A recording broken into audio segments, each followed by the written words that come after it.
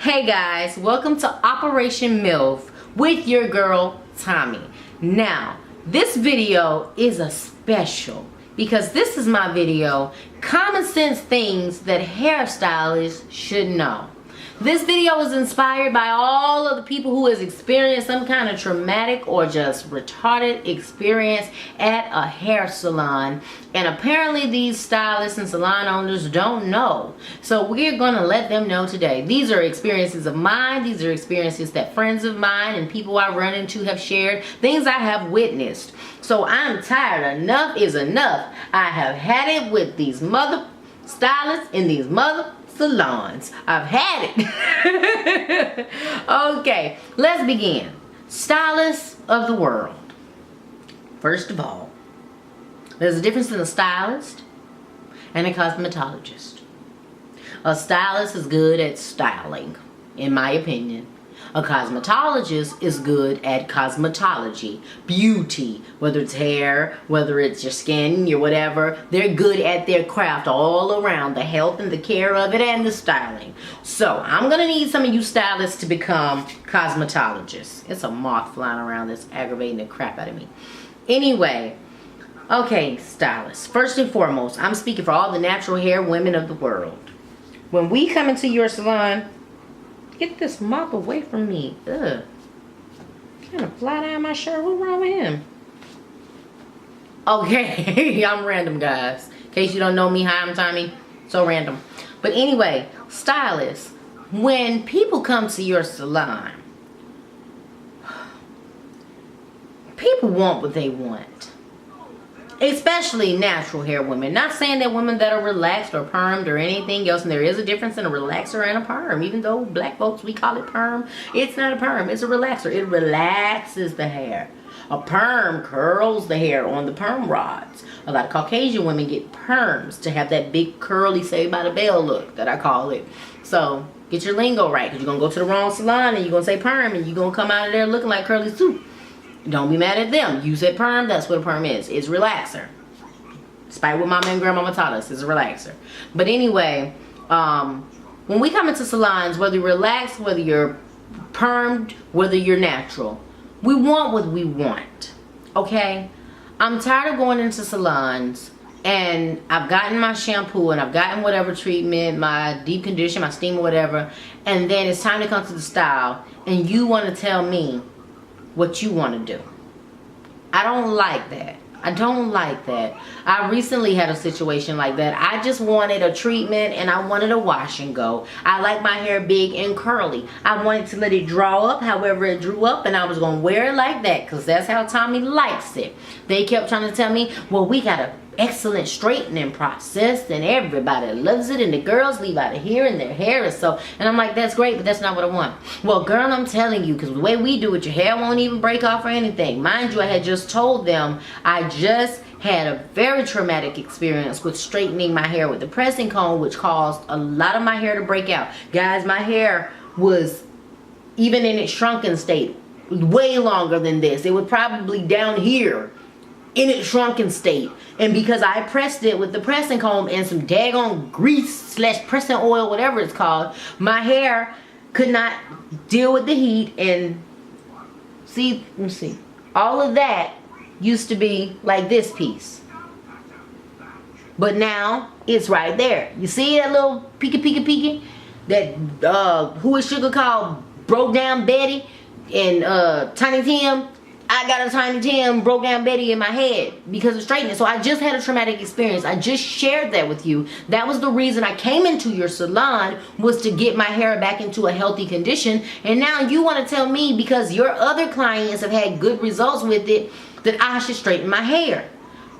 I just want to get up and walk out. But I don't do that. That's just not me. So I'm just like, I'm going to stick with it. But it's going to take a lot for me to come back.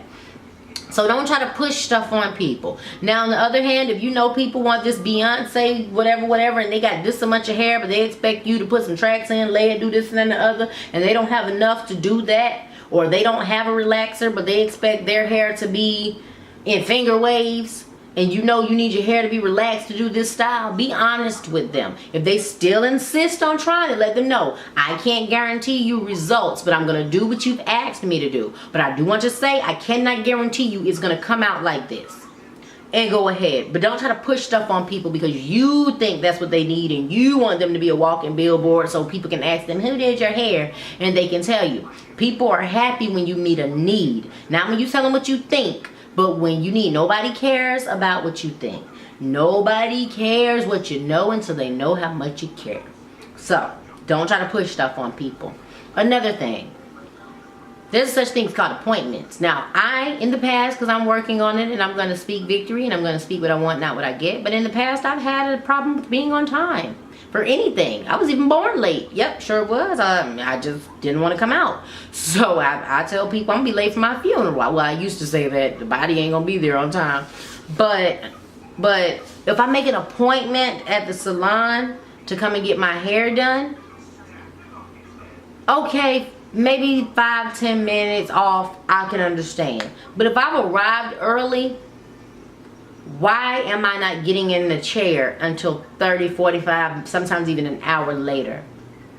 All this double booking appointments and talking on your phone, leaving to go get something to eat, on Instagram and Twitter, over there doing your co-worker's hair while both of you all are on the clock, and then having the nerve to get an attitude when somebody needs to use the dryer or whatever. That's going to have to cease. And I don't see it so much. I'm sorry to say it. People can get mad all they want to. I love my black people. But I don't see it as much in other salons of other ethnicities or ran by people of other ethnicities as much as I do in black-owned salons. I don't see it. The same way when I walk into Caucasian barbershops, and I've been in them before, I don't hear all of that talking about your baby mama, who you hit last night, who you saw at the club, and all of that I see in a lot, not all, but a lot of black barbershops. Disrespectful. Don't care if older people are there. Don't care if people's kids are in there. You talk about anything. And the same thing with the salons. You do anything. I went in one salon. One of the girls that was on the clock was getting her hair done under the dryer and the whatever thing. Another girl getting her hair flat iron. The other two walking around looking like they just stepped off a video vixen shoot. And they on Twitter and YouTube and looking up videos and stuff on the company computer. And I'm sitting there looking at it like, the music they're playing is offensive, and I'm like, then they're steady giggling and texting each other back and forth. So the customers are looking like, okay, are you talking about me? Or, because you're doing too much giggling. I don't like people that sit around doing all that giggling. Because I will ask you, what's your problem? What we laughing about? So all of that, instead of working, that might be the reason why the place was pretty much empty. Because of the unprofessionalism. Now the owner was on point. The owner was awesome. The owner was the nicest person ever. But the people she had working for her, no professionalism. I would trade them in. She only had 2 that were anywhere near professional. The rest of them need to go. I'm sorry. Bad look. Bad look. Do not match the ambiance or the name of the salon at all. They need to go. And they didn't even look all that themselves to be trying to put their hand in somebody else's head. If you got to look at them and judge their skills, you won't want them touching your head. So, back to the appointment thing. When people make an appointment, get people in. Why is it that people have to pretty much carve out an entire day to get their hair done? I don't get that. If I make a 9 o'clock in the morning appointment, why am I getting out at 6 in the evening when you close? I didn't even get micros. I didn't even get a sew-in. I came in to get a wash and go or a washing set or whatever, or a wash and press. Does it really take that long? Because when I do it at home, it don't take that long. And it's not like your salon is packed full of people and you are on everybody's heads. If you got to do the assembly line process, she the shampoo girl, she's the blowout girl, she's the stylist girl, or what, and she's the girl at the cash register. Do whatever you have to do. But I'm tired of going to salons and it has to become an all-day event. Or you tell me, oh, we'll have you out by this time, but then you stop, go do lunch, tell her, hey, Laquita, finish her head for me, and all of a sudden other. Don't do that. Do not do that to me. I don't like it, and I'm pretty sure other women don't like it because they've told me they don't like it. I had somebody set my hair on rollers one time. I had to perform I had a musical performance to do. I sing, in case you all don't know, I've been singing since I was 8 years old. I sing professionally, which means I get paid to sing. So I had a performance to do, went in to get my hair done, which I probably in my entire life have went to salon 6 times, maybe 7 to be generous. I don't go to salons, but I went, she set my hair on rollers. She said, I gotta go to Montgomery, which is another 45 minutes to an hour away from where I was. I gotta go to Montgomery. So, can you finish her hair for me? And she got her little McDonald's and stuff that she was eating while she was doing my hair. And she left and went to Montgomery while I'm sitting with rollers on my head. Mind you, I had already been in her salon 4 hours. Had already had my neck and my ears burned sitting under the too hot dryer. So, needless to say, I haven't been back to her. So, respect people's time. Get them in and out. Work diligently. All those distractions and all that other nonsense, that's very unprofessional. Very unprofessional. I'm sorry to tell you. Okay, the next thing. What's up with all this waterboarding? I thought that was illegal in the U.S. Why, when you shampoo my hair, water all down in my throat, down the back of my neck, down my clothes and everything? Why you gotta waterboard me when you shampooing my hair? First of all, it's not like I got Rapunzel going across the ocean. It ain't that much hair. It's okay, but it's not that much hair to where you just gotta do so much with it and have water everywhere. Learn to shampoo and stop burning people's scalp up or freezing people. Ask people, is this too cold? Is this too hot? Is this just right? Don't scald people's scalps or don't freeze people to death. Ask them. Even if you got to tell people, can you test this on your wrist or whatever and tell me if that's too hot for you? Whatever you got to do if you're just scared to offend somebody either way, don't do that. But don't waterboard people and have them soaking wet and stuff because you can't shampoo. Stuff running all down in their face, all down their mouth, and you suffocate them with the towel trying to dry it up. Please cut that out. Cut it out. And when you put people under the dryer, get them a clean towel. Drape them in a dry smock or cape or whatever you want to call it, and sit them under the dryer. If you have something to protect their ears from the heat, please protect people's ears. That is painful to sit there with that intense heat burning your ears. Do something, wrap some cotton around it, do something to protect people's ears from burning to death. And don't leave people under the dryer at 9,000 degrees frying their daggone hair. Come on, and come back and check on them from time to time. Take the little roller out or whatever you're doing and test it. Put it back if it's not all the way dry. But don't expose people to all these hazardous, torturous conditions. We are in the U.S. of A. Don't do that to us. That is illegal. I know my rights. Don't do that. Now, the next thing. You see this? I'm going to come in some so y'all can see it. You see it? You see the little crinkly in it? This is not my hair texture, as you know.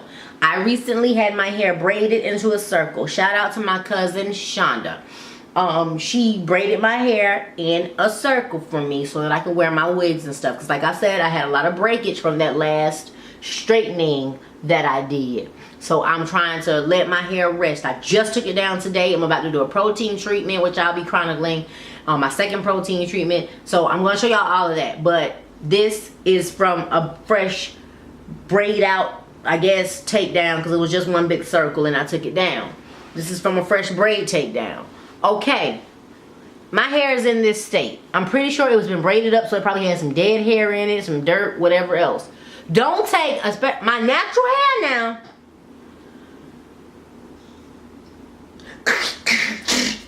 All up here. Really? Really? You do not detangle anybody's hair, natural or not, starting up here at the top of the shaft. You start at the bottom of the ends and detangle with a wide tooth comb, not a rat tail or a small tooth comb. A wide tooth comb and detangle and work your way up. First of all, I don't like my hair detangled dry. It rips it out of my scalp pretty much. If I'm coming to get a shampoo or whatever, Do me when I'm wet and I have conditioner in my head. That way it can have some slip to it and it can go. But if you just feel the need that, oh no, we gotta detangle this dry, do it with a wide tooth comb starting at the ends. You will be amazed how many salon stylists, because they're not cosmetologists in my opinion, stylists will start snatching at people's hair with them little small tooth combs and just snatching it out. And it's just, don't do that to people. And then once all their hair is in the comb, you want to say, ooh, girl, your hair got a lot of breakage. We need to trim your ends. No, you just snatched my hair out of my scalp. Then when they get ready to trim your ends, I'm natural. Everything looks frizzy. They want to.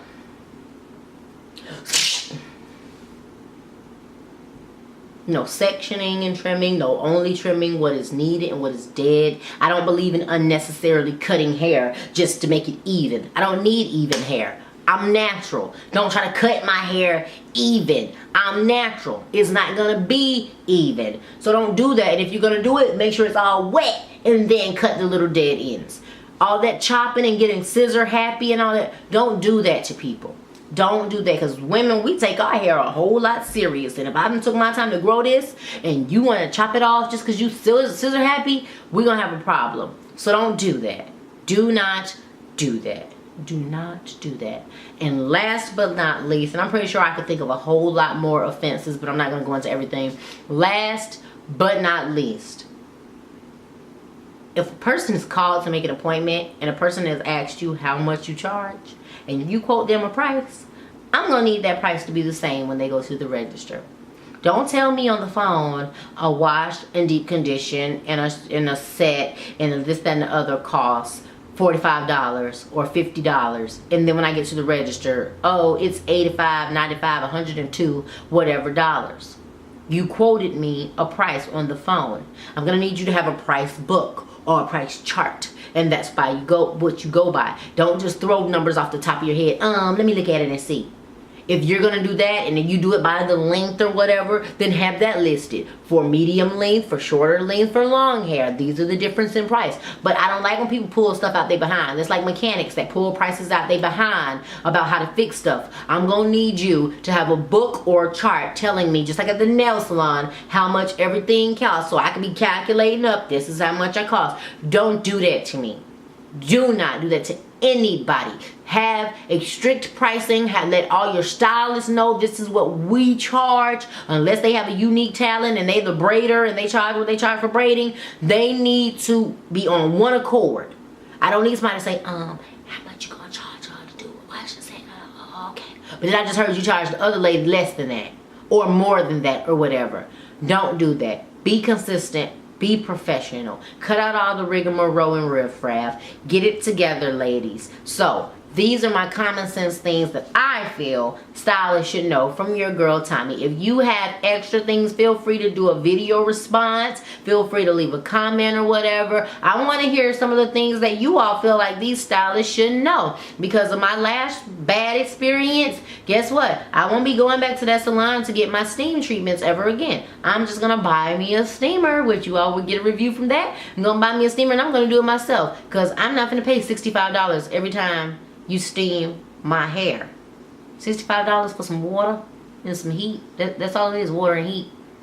And you want me to, every time I come, and then gonna tell me, oh, you need it done at least this often. I'm not boo-boo the fool. I do my research before I do anything. So I know how often I need it done. And then there is no standard how often you need it done because it differs for everybody's hair. So I'm gonna do it myself. Same way I do everything else myself. So guys, hopefully this is helpful to you. If you are a stylist, if you're offended, sorry. If you're not offended, good. Learn something from it, because this is not just Tommy's rant. These are things collectively other women have expressed also. Things people have inboxed me, people have told me in person. Friends, family, random people that I'm talking to just in line at Walmart, whatever. So hopefully you can learn something from it. And if you are a stylist and you have a rebuttal to any of this or you have a justification for it, do a video response and let us know, because we're not understanding, guys. And when we have a great experience, you best believe we gonna tell everybody, when you do our hair exactly how we want, we have a pleasant experience, it's professional, and we leave out of there feeling good and looking beautiful. We're gonna tell people. We will even do videos. It's not even whether or not you charged us or not. We will do videos saying, hey, go by this salon because they did such a great job and whatever. So you're costing yourself money and marketing opportunities. So hopefully this helped. I love you guys. Be blessed. I'll see you later.